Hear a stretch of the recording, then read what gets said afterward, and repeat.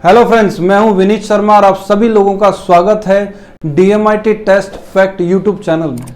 जैसा कि आप लोग जानते हैं कि इस चैनल के ऊपर आपको डायनामिक मेमोरी से रिलेटेड कंटेंट भी दिया जा रहा है और आप सभी लोग उस कंटेंट को बखूबी देख रहे हैं, अप्रिशिएट कर रहे हैं और उसमें सिखाई जाने वाली बातों को सीख रहे हैं और न केवल सीख रहे हैं बल्कि लोगों से शेयर कर रहे हैं। बहुत बहुत धन्यवाद, थैंक यू वेरी मच। आज हम लोग उसी कड़ी में डायनामिक मेमोरी वर्कशॉप की कड़ी में आज हम एक नया चैप्टर सीखने वाले हैं, जिस चैप्टर के लिए मैं आप लोगों को एक कहूँगा, भले ही आप उस चैप्टर को कभी नहीं पढ़ा हो या आपके कोर्स में ना हो या आपने कभी उसकी तरफ ध्यान नहीं दिया हो, लेकिन वो एक ऐसा कॉमन चैप्टर है जो आपको अपनी लाइफ में हमेशा ध्यान में रखना चाहिए। उस चैप्टर को जरूर सीख लेना चाहिए। तो आइए हम लोग सीख लेते हैं। इस कंसेप्ट को आगे बढ़ाऊं उससे पहले आप सभी लोगों से रिक्वेस्ट है कि इस चैनल पे अगर आप पहली बार हैं, इस वीडियो पे पहली बार हैं, तो प्लीज़ वीडियो को लाइक ज़रूर करिएगा, शेयर ज़रूर करिएगा और इस चैनल को सब्सक्राइब ज़रूर कर लीजिए। चलिए हम लोग आगे बढ़ते हैं। चलिए हम शुरू करते हैं। और जैसा कि आप बोर्ड पर देख पा रहे हैं, जिस चैप्टर के बारे में मैं आपसे जिक्र कर रहा था उसका नाम है भारतीय दंड संहिता, यानी कि हिंदी में हम उसे बोलते हैं भारतीय दंड संहिता और इंग्लिश में बोलते हैं Indian penal code. Indian penal code का शॉर्ट नाम बोला जाता है IPC। आपने सुना होगा IPC, CPC, CRPC, आपने कई सुने होंगे, जो कि न्यायिक मामलों में काम में ली जाने वाली सेक्शंस होती हैं। जो अपराधी होते हैं, कोई ना कोई सजा काट रहे हैं या अपराधी हैं जिन्होंने कोई जुर्म किया है, उन पर लगने वाली जो धाराएं हैं, सेक्शन है, जो अक्सर हम सुनते हैं फिल्मों में, न्यूज़पेपर में पढ़ते हैं, लेकिन हमें ध्यान नहीं होता, सिर्फ ये हम लोग सुन के रह जाते हैं। कभी आपने फिल्मों में सुना होगा, जज जो है वो निर्णय देता है, धारा 302 के तहत सजा दी गई या कोई भी धारा के तहत जो है सजा दी जाती है, तो हम सिर्फ धारा सुनकर रह जाते हैं। आज हम लोग ये सीखने वाले हैं कौन सी धारा में कौन सा प्रावधान है, क्या सजा दी जाती है, और वो हमें चुटकियों में याद हो जाएगी। ये चैप्टर सीखने के बाद जब कभी भी आप धारा सुनेंगे तो आपको आइडिया लग जाएगा कि ये किस धारा के तहत कौन सी सजा दी गई है। चलिए हम लोग सीख लेते हैं। सबसे पहले मैं आपको सिखाने वाला हूं, जैसा आप देख पा रहे हैं इंडियन पिनल कोड, इसमें टोटल IPC के अंदर धाराएं कितनी है, अगर आप ये देखेंगे इसमें धाराएं कितनी है, तो इसको मैंने लिख रखा है 511। लेकिन इस चैप्टर को आगे लें उससे पहले आप ये जान लें कि हमें फोनेटिक्स याद करने हैं। फोनेटिक्स किस तरीके से हम लोग याद करेंगे वो आप जान चुके हैं फोनेटिक्स के बारे में। अगर फोनेटिक्स के बारे में अगर हमें आइडिया है तो ये चैप्टर हम बखूबी ढंग से कर पाएंगे। जैसा कि आपको मैंने पिछले चैप्टर में, उससे पिछले चैप्टर में, अब तक जितने चैप्टर में आपको बता चुका हूँ, सब चैप्टर में मैंने आपसे जिक्र किया है कि आपको फोनेटिक्स अच्छे से आने चाहिए। तो फोनेटिक्स आप लोग देख पा रहे हैं, सामने लिखे हुए हैं 1 का TD, 2 का N, 3 का M, इसी के ऊपर बेस्ड है ये पूरा चैप्टर। तो हम लोग सीखते हैं। देखिए यहाँ पर लिख रखा है 511 धाराएं इसमें, लेकिन हमें याद कैसे रहेगी कि 511 इसमें सेक्शंस हैं। तो याद करने का क्या तरीका हो सकता है, बहुत ही आसान, ध्यान से सुनिएगा। आप ये खुद महसूस करके देखिए कि IPC जो सेक्शन है इसकी हमें आवश्यकता कब पड़ती है। भाई ये बात तो क्लियर है कि ये आपराधिक मामलों में या न्यायिक मामलों के अंदर काम में ली जाने वाली चीज है, लेकिन इसकी जरूरत पड़ती क्यों है? पुलिस प्रशासन इसका उपयोग करता है कब? जब हम लोग आपस में लड़ते हैं। जब लड़ते हैं तो हमारे पे लगती है धारा, IPC की जो भी धारा लगती है वो हम पे लगती है तब जब हम लोग लड़ते हैं। तो ये लड़ते हैं, तो एक वर्ड हमने बनाया लड़ते हैं।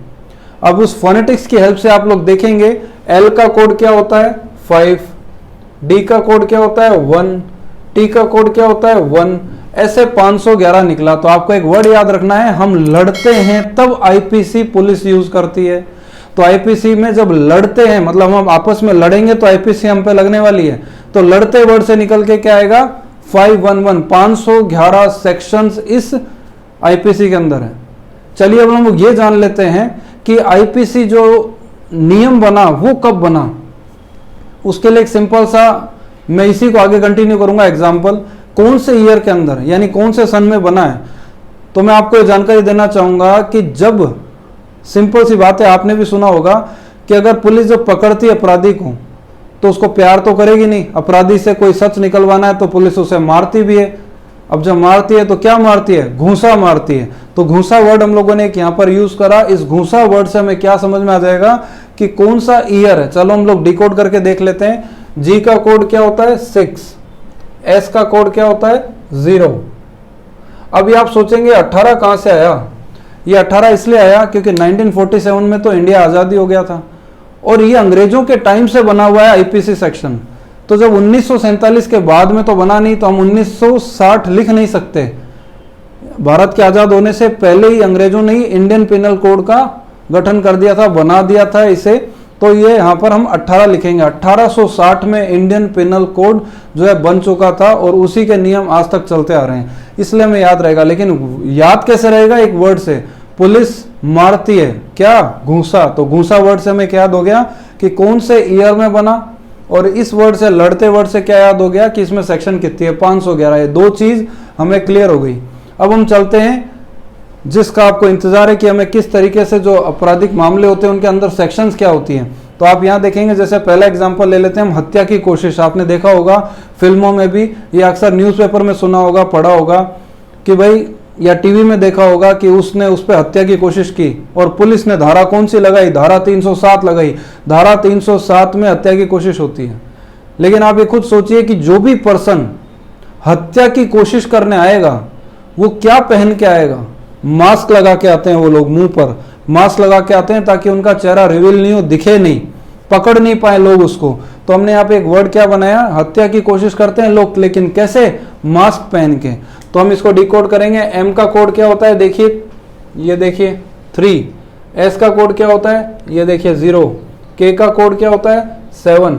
तो हमने यहाँ क्या लिखा? एम का कोड 3, ठीक है, एस का कोड 0, के का कोड 7, धारा 307 निकल के आ गई। यानी धारा 307 में हत्या की कोशिश की जाती है। क्या पहन के आते हैं हत्या करने वाले? कोशिश जो करते हैं वो क्या पहन के आते हैं? मास्क पहन के आते हैं। तो हमें धारा 307 याद हो गई। चलते हैं आगे। देखो, अब हत्या ही कर दिया, मर्डर ही कर दिया, हत्या कर दिया। तो हत्या करने वाले जो लोग होते हैं वो एक मिशन लेके चलते हैं। किसी का अगर हत्या उन्हें करनी है तो एक मिशन लेके चलते हैं कि हम अपना मिशन पूरा करेंगे। तो एक मिशन बनाते हैं हत्या करने के लिए। तो अपन ने एक वर्ड क्या लिखा? मिशन। अब यहाँ पे एक सीखने वाली बात है, ध्यान से देखिएगा। पहले तो एम का कोड अभी आपको याद हो गया होगा, ऊपर भी, यहाँ भी आपने देखा 3, एस 2 बार आ रहा है और एन भी आ रहा है। तो जब दो सेम लेटर साथ साथ में आते हैं तो हमें एक लेना है। ये काम की चीज हमें सीखनी है। तो 2 लेटर एक जैसे आ गए तो हम यहाँ पे 0 लेंगे। और आई और ओ का कुछ होता नहीं है। एन का कोड होता है 2, तो यहाँ हमने लिख दिया 2। तो धारा 302 में क्या हुआ? हत्या कर दी, हत्या कर दिया। यहाँ पे हत्या की कोशिश की थी, अटेम्प्ट टू मर्डर। तो यहाँ पे क्या आया? मास्क पहनने वाला। और यहाँ पे हत्या कर दी तो क्या आया? मिशन। तो धारा 302। हम चलते हैं अगले एग्जाम्पल की ओर। देखो, दुष्कर्म करना यानी रेप करना।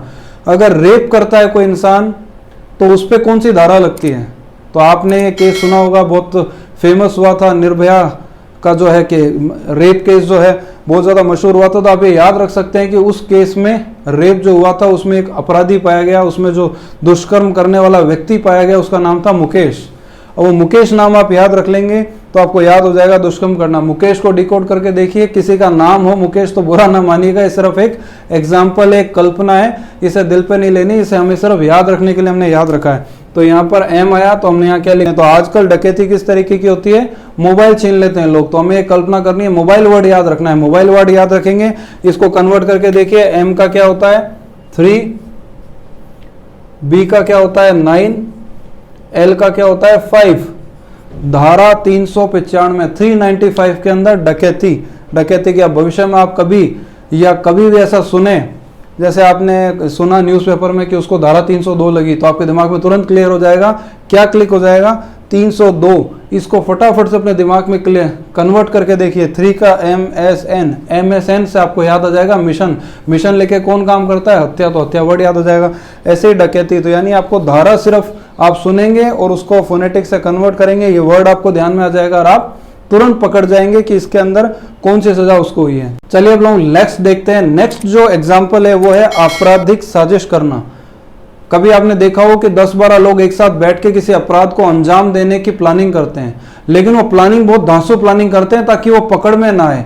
तो हमने एक वर्ड यूज करा, धांसू। धांसू वैसे होता है क्या? एक लोकल वर्ड है, लेमन लैंग्वेज है, यानी धांसू को हम बोल सकते हैं जबरदस्त प्लानिंग करना। तो हमने एक वर्ड यूज करा या धांसू। इस धांसू को हम लोग कन्वर्ट करेंगे तो क्या बनेगा? देखो, 1, डी का 1, एन का 2 और एस का 0, यानी सेक्शन 120 धारा 120 लगती है, जो लोग आपराधिक साजिश करने की प्लानिंग करते हैं ये भी अपराध की श्रेणी में आता है।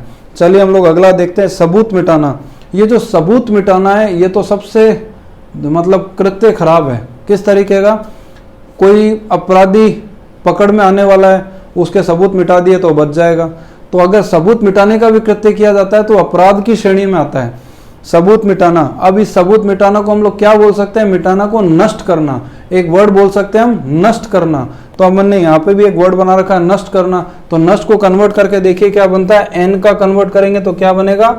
2, और एस का कन्वर्ट करेंगे तो 0, टी का कन्वर्ट करेंगे तो 1। धारा 201 में सबूत मिटाना या नष्ट करने पर जो है सेक्शन लगती है 201 और आपको सजा हो सकती है। चलिए अब लोग आप ये सोच रहे होंगे कि इतने सारे सेक्शन से 511 और एग्जाम्पल कराए टोटल 6, तो एक वीडियो की लिमिटेशन होती है कि हम वीडियो के अंदर इतनी सारी सेक्शंस कैसे सिखा पाएंगे।